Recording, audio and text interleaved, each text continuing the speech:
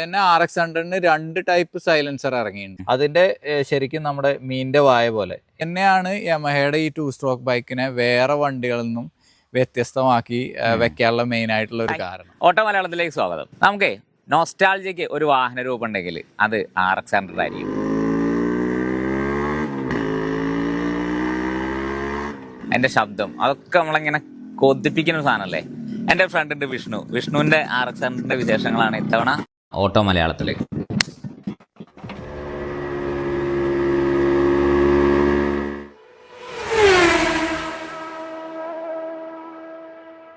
വിഷ്ണുവോ?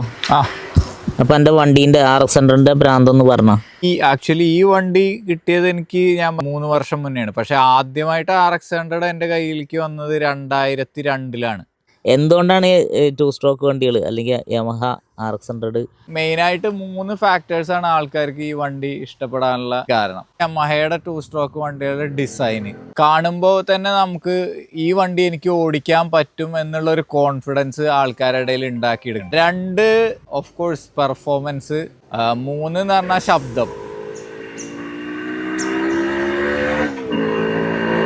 Indian യമഹയ്ക്ക് തന്നെയാണ് ഏറ്റവും നല്ല സൗണ്ട് ഉള്ളത്. വേറെ രാജ്യങ്ങളിലൊക്കെ നമ്മൾ RX-100ഉം ഇതും RX കിങ് എന്ന് പറഞ്ഞിട്ട് ഇന്തോനേഷ്യയിലൊക്കെ ഉണ്ട്. പക്ഷേ ഏറ്റവും രസമുള്ള ബീറ്റ് എന്ന് പറയുന്നത് RX-100ന്റെ സൗണ്ട് തന്നെയാണ്. അതിൽ തന്നെ RX-100ന് 2 ടൈപ്പ് സൈലൻസർ ഇറങ്ങിയിട്ടുണ്ട്. ഒന്ന് 6 ഹോൾ എന്ന് പറയും. ഫസ്റ്റ് ഇറങ്ങിയ ബാച്ച് വണ്ടിക്ക് 6 ഹോൾ സൈലൻസർ ആണ് വന്നത്.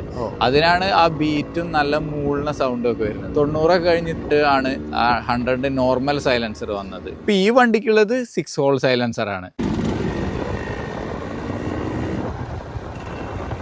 വളരെ കുറച്ച് വണ്ടികളാണ് നാട്ടിലുള്ളത്. അതെ, കാണാവുന്നതെന്ന് പറഞ്ഞു കഴിഞ്ഞാൽ ഫോട്ടോ പത്രത്തിൽ വരും, പരസ്യമൊക്കെ 20,000 അങ്ങനെയൊക്കെ പ്രൈസ് ഒക്കെ വെച്ചിട്ട്. ഇതുപോലെ RX-100 ഒക്കെ പോകുമ്പോ അതിന്റെ കൂടെ ഞങ്ങൾ ഓടാൻ നോക്കും, വെറുതെ കൂടുതൽ അടുത്ത് കാണാൻ വേണ്ടിയിട്ട്.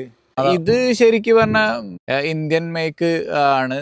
90 തൊട്ടിട്ട് നമ്മളെ ഇവിടെ തന്നെ കംപ്ലീറ്റ് ആയിട്ട് തുടങ്ങിയല്ലോ വണ്ടി. അതിൽ തന്നെ ഒരു പ്രത്യേകത എന്ന് പറയുന്നത് 93 ആ ഒരു ടൈമിൽ ഒരു കുറച്ച് ബാച്ച് വണ്ടിക്ക് വേണ്ടിയിട്ട് ഈ ഒരു സ്റ്റിക്കർ വന്നു.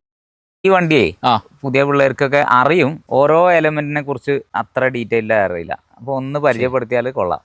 യമഹ എന്താ ചെയ്തുള്ളതെന്ന് വെച്ച് കഴിഞ്ഞാൽ ഒരേ ഡിസ്പ്ലേസ്മെന്റിൽ ഇറക്കുന്ന വണ്ടിയാണെങ്കിൽ പോലും ഇപ്പോൾ RX-135 4 speed 5 speed look wise നോക്കുമ്പോൾ സിമിലർ ഡിസൈൻ ആണ്. പക്ഷേ കമ്പനി ഓരോ പാർട്ടും, ഈവൻ ഒരു കേബിള്, ക്ലച്ചിൻ്റെ കേബിൾ ആവട്ടെ എന്തെങ്കിലും ആവട്ടെ, ഓരോ സാധനങ്ങൾക്കും ഒരു ഡിഫറെൻറ്റ് പാർട്ടും ഡിഫറെൻറ്റ് കോഡും അതിൻ്റെ യുണീക്ക് സ്പെഷ്യാലിറ്റി വെച്ചിട്ടാണ് യമഹ ഉണ്ടാക്കിയിട്ടുള്ളത്. അത് തന്നെയാണ് യമഹയുടെ ഈ 2 സ്ട്രോക്ക് ബൈക്കിനെ വേറെ വണ്ടികളിൽ നിന്നും വ്യത്യസ്തമാക്കി വെക്കാനുള്ള മെയിൻ ആയിട്ടുള്ള ഒരു കാരണം.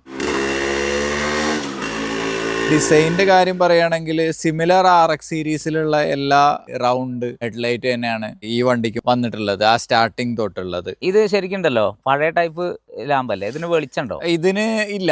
ഇതിന് വെളിച്ചം ഇതിന്റെ ഏറ്റവും വലിയ ഡ്രോബാക്ക് ആണ്. പോയിന്റ് ബൾബ് തന്നെയാണ് ഇതിൽ വന്നിട്ടുള്ളത്. പക്ഷെ ഞാൻ ഇതിന്റെ ബൾബ് അപ്ഗ്രേഡ് ചെയ്തിട്ടുണ്ട്, H4 ബൾബായിട്ട് കൺവേർട്ട് ചെയ്തിട്ടുണ്ട്. ഇതിന്റെ കൺവേർഷൻ എന്ന് പറഞ്ഞു കഴിഞ്ഞാൽ മീൻസ് ഈ ഒരു റിഫ്ലക്ടറും ഈ ഗ്ലാസും കൂടിയിട്ട് വേറെ പല വണ്ടികൾക്കും വരുന്നുണ്ട്. ബൈക്കിനല്ല, വേറെ 4 വീൽ വണ്ടികൾക്ക്. പിന്നെ ഇത് H4 ബൾബിക്ക് നമുക്ക് കൺവേർട്ട് ചെയ്യാൻ പറ്റും. ഇങ്ങനത്തെ ഗ്ലാസും റിഫ്ലക്ടറും മാത്രം കിട്ടും. പക്ഷെ ആയില്ല, ഇതിലേക്ക് വേണ്ട ഇൻപുട്ട് വോൾട്ട് കുറവാണ്. അതിനുവേണ്ടി നമ്മൾ കോയിൽ റീവൈൻഡ് ചെയ്തിട്ട് നമ്മൾ ലൈറ്റ് കൂട്ടണം. ഇങ്ങനത്തെ കുറച്ച് പ്രശ്നങ്ങളാണ് ഞാൻ പറഞ്ഞത്. ഒരു പഴയ ക്ലാസിക് വണ്ടികൾ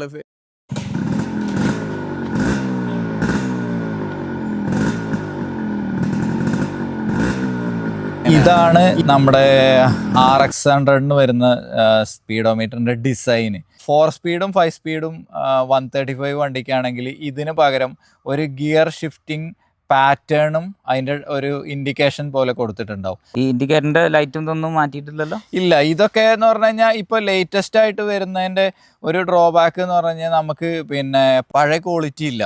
ഇപ്പോൾ ഒറിജിനൽ പാർട്ട് വാങ്ങിയാലും ഇതുപോലത്തെ ക്രാക്ക് ഒക്കെ ഉണ്ടാവും. Take it or leave it എന്ന് പറഞ്ഞ സ്റ്റൈലാണ്. 135 സീരീസും 100 സീരീസിന്റെ ഒരു ഡിഫറൻസ് എന്ന് പറഞ്ഞു കഴിഞ്ഞാൽ ഈ ഹാൻഡിൽ ഈ ഒരു ബ്ലോക്കാണ്. 135 സീരീസിന് പറഞ്ഞാൽ ഇവിടെ 2 സ്ക്രൂ ഇടാനുള്ള ഹോള് വരും, ഇതിനൊരു കവർ വരും. പിന്നെ ഒരു പ്രത്യേകത RX100 എന്ന് പറഞ്ഞാൽ ഈ സ്വിച്ചുകളാണ്. ഇത് 135 സീരീസിൽ നിന്നും വളരെ വ്യത്യാസമുണ്ട്. ഇതൊരു ക്ലാസിക് ഡിസൈൻ സ്വിച്ചാണ്. മറ്റേത് എന്ന് പറഞ്ഞാൽ ഫ്ലാഷ് ബീമൊക്കെ വെച്ചിട്ടാണ് ആ ഒരു സ്വിച്ച് വരുന്നത്. പക്ഷേ ഒരു പ്രത്യേകത എന്ന് പറഞ്ഞു കഴിഞ്ഞാൽ നമുക്ക് പിന്നെ ആ ഒരു ടൈപ്പ് സ്വിച്ചുകൾ വേണമെങ്കിൽ ഈ വണ്ടിയിൽ യൂസ് ചെയ്യാം. ഇതിന്റെ കണക്ഷനും അഡാപ്റ്ററുകളെല്ലാം തന്നെ സെയിം ആണ്. നമുക്ക് അപ്ഗ്രേഡ് ചെയ്യണമെങ്കിൽ അപ്ഗ്രേഡ് ചെയ്യാം. പക്ഷെ ഞാൻ ഈ വണ്ടിയുടെ ഒരു ക്ലാസിക് ലുക്ക് തന്നെ മെയിൻറ്റെയിൻ ചെയ്യണം എന്നാണ് ഞാൻ വിചാരിച്ചുള്ളത്. പിന്നെ എന്ന് പറഞ്ഞാൽ ഹാൻഡ് ഗ്രിപ്പ്, ഇത് 100ന്റെ ഡിസൈനാണ്. ഇങ്ങനെ ലൈൻ ഹാൻഡ് ഗ്രിപ്പ്, ഇതുപോലത്തെ ഈ ഒരു ഡിസൈനും ഇതൊരു ക്ലാസിക് ഡിസൈൻ തന്നെയാണ്. ക്ലച്ചിൻ്റെ ഒക്കെ ഈ ബൂട്ട്, ഈ ഒരു കവറ്, ഈ 2 പീസ് കവറ്, ഈ ഒരു ഡിസൈനൊക്കെ എന്ന് പറഞ്ഞു കഴിഞ്ഞാൽ വളരെ സിമ്പിളാണ്. പക്ഷേ എന്തോ ഇതൊക്കെ കാണുമ്പോൾ തന്നെ നമുക്കൊരു ഭംഗിയാണ് ഇതിൻ്റെ. വിഷ്ണുവിന്റെ ടാങ്ക് ഭയങ്കര രസമാണ്. അതെ മേലിഞ്ഞിട്ട് അല്ലേ? അതെ അതെ അതെ അതെ. ആ ടാങ്കിന്റെ ലിഡിന്റെ പ്രത്യേകതയാണ്. RX100, RX 135 അതിനെല്ലാം ഈ റൗണ്ട് മൗത്താണ് വരുന്നത്. പക്ഷേ 135 5 സ്പീഡ് എന്ന് പറഞ്ഞിട്ടുള്ളൊരു മോഡലിന് വരുന്നത് ഫിഷ് മൗത്ത് ആണ്. അതിന്റെ ശരിക്കും നമ്മുടെ മീനിന്റെ വായ പോലെ ഇവിടെ കുറച്ച് ഇങ്ങനെ സ്റ്റെപ്പായിട്ട് ഇങ്ങനെ കവേർഡാണ്, ഇവിടെ കവേർഡാണ്. ഫിഷ് മൗത്ത് ടാങ്ക് ഭയങ്കര റയറാണ്, ഭയങ്കര എക്സ്പെൻസീവ് ആണ്. നമ്മളൊരു വണ്ടി വാങ്ങിയിട്ട് ഫിഷ് മൗത്ത് ടാങ്ക് അന്വേഷിച്ച് കഴിഞ്ഞാൽ അതിനൊക്കെ മോഹവിലയാണ്. ഇപ്പോൾ കമ്പനി എപ്പോഴും റെക്കമെൻഡ് ചെയ്യുന്നത് എല്ലാവർക്കും സൈഡ് ടാങ്കിൽ ഓയിൽ സെപ്പറേറ്റ് ഒഴിക്കാൻ വേണ്ടിയിട്ട് തന്നെയാണ്, 2T ടാങ്കിൽ ഒഴിക്കാൻ വേണ്ടിയിട്ട് തന്നെയാണ്. ആ ടാങ്കിൽ ഒഴിക്കുന്ന ഓയിൽ ഇവിടെ ഒരു പമ്പ് ഉണ്ട് ഇതിൻ്റെ, അത് 2T പമ്പ്. ഇതാണ് അതിൻ്റെ ലൈനൊക്കെ. ഇതുമായിട്ട് കണക്ട് ചെയ്തിട്ട് നമ്മൾ ആക്സലറേഷൻ എത്രയാണോ അതിനനുസരിച്ചിട്ട് 2T ഓയിൽ സപ്ലൈ ചെയ്യുന്ന രീതിയിലാണ് കമ്പനി റെക്കമെൻഡ് ചെയ്യുന്നത്. ഇതൊരു എക്സ്ട്രാ കേബിളാണ് വരുന്നത്, മനസ്സിലായി? പമ്പ് ഓപ്പറേറ്റ് ചെയ്യാനുള്ള കേബിളാണിത്. ഇൻ കേസ് ഈ കേബിൾ സ്റ്റക്ക് ആവുകയോ പൊട്ടുകയോ എന്തെങ്കിലും ചെയ്ത് കഴിഞ്ഞാൽ ഓയിൽ സപ്ലൈ ചെയ്യില്ല. പിന്നെ ഈ ടൈപ്പ് എൻജിൻ്റെ ലൂബ്രിക്കേഷൻ എന്ന് പറഞ്ഞാൽ ഇറ്റ്സ് പ്യുവർലി പെട്രോ ഓയിൽസ്, അല്ലെങ്കിൽ പിന്നെ പെട്രോളിൻ്റെ കൂടെ മിക്സ് ചെയ്യുന്ന സിസ്റ്റം ലൂബ്രിക്കേഷനാണ് നമ്മളെ എൻജിനെ, പിസ്റ്റണ്, സിലിണ്ടറിനെയൊക്കെ ലൂബ്രിക്കേറ്റ് ചെയ്യാൻ വേണ്ടി യൂസ് ചെയ്യുന്നത്. ഇതിൽ എൻജിൻ ഓയിൽ എന്ന് പറയുന്നത് അതിനെ ശരിക്കും എൻജിൻ ഓയിൽ എന്ന് വിളിക്കാൻ പറ്റില്ല, ഗിയർ ഓയിലിനെ വിളിക്കാൻ പറ്റുള്ളൂ. ഗിയർ വീൽസിന് മാത്രമാണ് ആ ഓയിൽ നമ്മൾ ഒഴിക്കുന്ന ഓയിൽ ലൂബ്രിക്കേറ്റ് ചെയ്യുന്നത്. ബാക്കി ഏറ്റവും ഇമ്പോർട്ടൻ്റ് ആയിട്ടുള്ള സാധനമാണ് പെട്രോളിൻ്റെ കൂടെ ചെല്ലുന്ന ഓയിൽ.